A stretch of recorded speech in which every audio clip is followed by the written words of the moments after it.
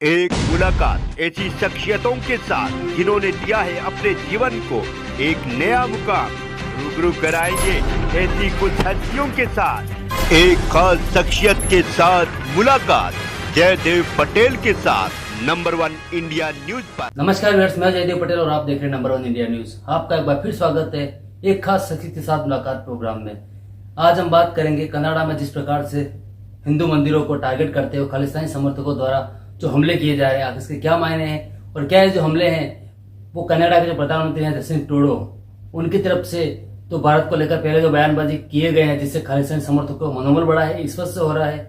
और इसी के साथ साथ जिस प्रकार से महाकुंभ में गैर हिंदुओं की एंट्री बैन होने के बाद जो राजनीति की जा रही है, इसके क्या मायने हैं, इन्हीं ताम मुद्दे बात करने के लिए हमारे साथ खास हमारे विश्व हिंदू परिषद के अंतर्राष्ट्रीय अध्यक्ष आलोक कुमार जी, आपका बहुत बहुत स्वागत आज हमारे प्रोग्राम में। जी धन्यवाद जी आलोक कुमार जी, आपसे मेरा पहला सवाल है कि कनाडा में जिस प्रकार से हिंदू मंदिरों को खालिस्तानी समर्थकों द्वारा टारगेट किया जा रहा है, हमले किए जा रहे हैं, इसको आप कैसे देखते हैं? बहुत दुर्भाग्यपूर्ण है। और ब्रैम्पटन में जो हमला हुआ परसों, वो तो ज्यादा दुर्भाग्यपूर्ण इसलिए है कि वहां के भारत के काउंसुलेट ने उस दिन उस मंदिर में लोगों को लाइव सर्टिफिकेट वगैरह देने का शिविर लगा। 3 दिन पहले उसकी सूचना पुलिस को दी और पुलिस को कहा था कि वहां की जो स्थिति है सुरक्षा की, उसकी दृष्टि से पर्याप्त इंतजाम होने चाहिए। वो इंतजाम नहीं, इसलिए इतनी बड़ी घटना घटी। और पहली घटना नहीं है, इसके पहले ब्रिटिश कोलंबिया में मंदिर पर हमला हुआ है, ग्रेटर टोरंटो एरिया में हुआ है, एडमंटन में बाप्स के मंदिर पर हमला हुआ है। ये लगातार होते हुए जो कार्रवाई है, ये चिंता की बात है। पुलिस लापरवाह है। मुझे कई बार ऐसा लगता है कि ये लापरवाही ऊपर से, हमको लोग बताते हैं कि जस्टिन ट्रूडो ने, जो वहां के प्रधानमंत्री हैं, एक ऑफिशियल बयान दिया है, दिवाली के दिन दिया, जिसमें ये कहा है कि इंडो कैनेडियंस वहां के माइग्रेंट्स का बड़ा ग्रुप है और उस ग्रुप में भारत के लोगों ने कनाडा के चहुतरफा विकास में बहुत बड़ा योगदान दे रहे हैं और वायदा किया गया है कि हम सुरक्षा की व्यवस्था करें।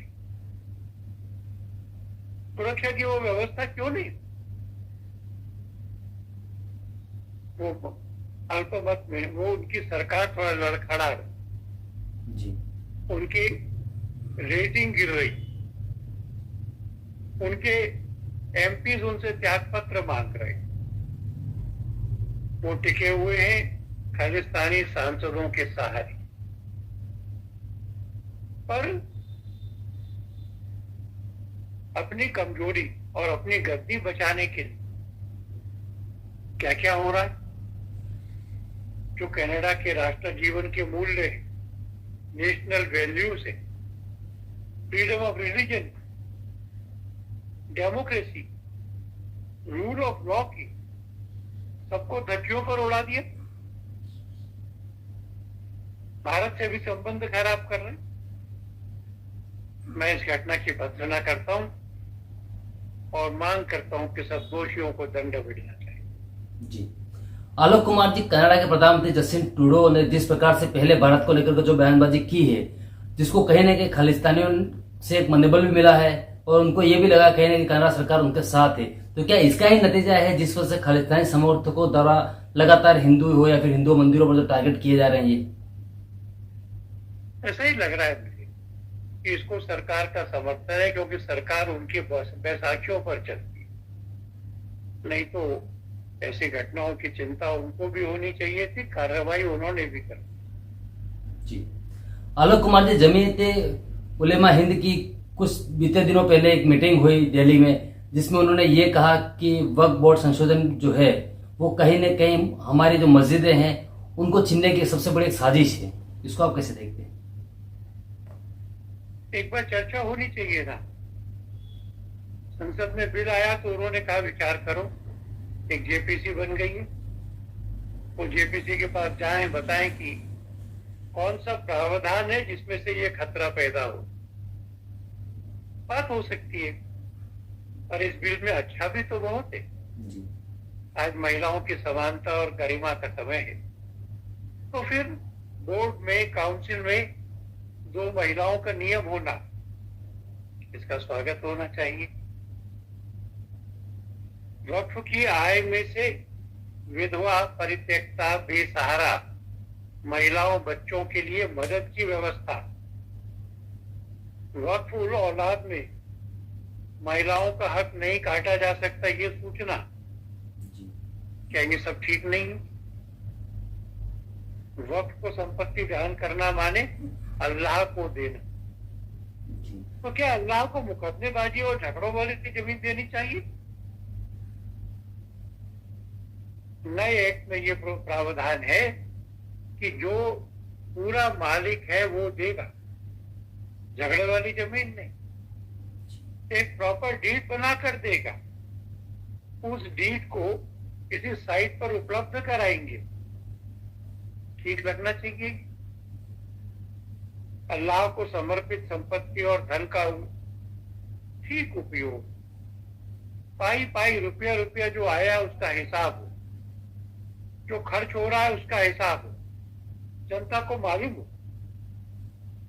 उस बिल में अच्छी बातें भी बहुत सारी हैं, इसलिए कहीं पर सधा करके धमकाने की बजाय जेपीसी में बता के चर्चा करके इसको करना जी। आलोक कुमार जी, महाकुंभ की तैयारियां जोरों शोरों से चल रही है, लेकिन इस बीच हिंदू संगठन हो गए या फिर कुछ संत महात्मा हो गए, उनकी तरफ से ये मांग भी रखी गई है कि महाकुंभ में गैर हिंदू जो हैं उनकी जो एंट्री है वो वर्जित कर दी जाए, बैन लगा दिया जाए। इसको लेकर के समाजवादी पार्टी के जो एक नेता हैं जियाउर रहमान, उनका बयान सामने आया। उन्होंने ये कहा कि अगर मुसलमानों की एंट्री महाकुंभ में बैन होती है तो हम अपने सभी जितने भी जो इस्लामिक जो स्थल है, मस्जिद है, दरगाह है, वहां पर जो हिंदू है उनकी एंट्री बैन कर देंगे। हमें मंजूर है। वो पहले दरगाह वालों से पूछ लें कि वो दरगाहों में हमारी एंट्री का स्वागत करते हैं कि नहीं। हमको मंजूर है, क्योंकि सारे के सारे दरगाह तो हमारे पैसे से चलते हैं। वो हमको मक्का के दर्शन करने की अनुमति दिला दे, हम कुंभ के बारे में भी सोचें। आलोक कुमार जी, आपसे मेरा एक आखिरी सवाल है कि इस समय उत्तर प्रदेश के जो मुख्यमंत्री हैं योगी आदित्यनाथ जी, उनके जो बयान है बटेंगे तो कटेंगे, ये पूरे भारत में कहीं न कहीं जितने भी जो चुनाव है सब में वायरल हो रहा है, और इसी के साथ साथ अब कनाडा में भी इसकी मांग उठ रही है। इसको आप कैसे देखते हैं? इस सारे का दूसरा भी हिस्सा है, और वो है एक रहेंगे तो नेक रहेंगे। हिंदू इकट्ठा होगा तो संसार के भले के लिए होगा ना। हिंदू इकट्ठा होगा तो सर्वे भवन्तु सुखिनः के लिए होगा ना, हमला करने के लिए तो नहीं होगा। इस नारे में क्या बुरा है, अच्छा है ना। आलोक कुमार जी, आपने हमारे लिए समय निकाला, उसके लिए आपको बहुत बहुत धन्यवाद। बहुत धन्यवाद।